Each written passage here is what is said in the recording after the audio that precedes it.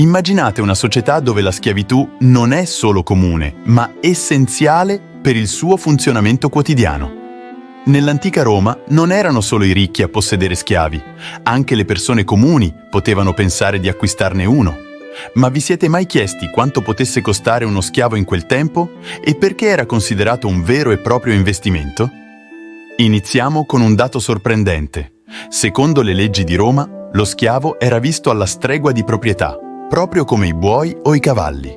Chi lo comprava lo considerava un investimento. Poteva essere impiegato in svariati lavori, dalla casa al campo, dalla scuola all'assistenza personale, a seconda delle esigenze del loro padrone. Ma non pensate che fosse un lusso riservato solo per i ricchi.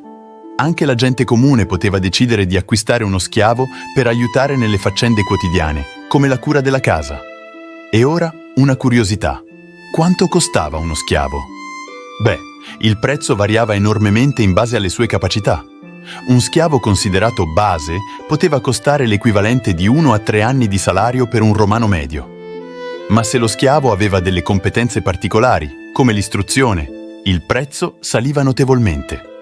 I più abbienti spesso acquistavano schiavi istruiti come tutori per i propri figli, offrendo loro uno stipendio e talvolta la libertà una volta terminato il loro incarico. Ma per la maggior parte dei cittadini comuni, riuscire a mettere da parte i soldi necessari per comprare uno schiavo era un'impresa ardua, data la difficoltà di arrivare a fine mese.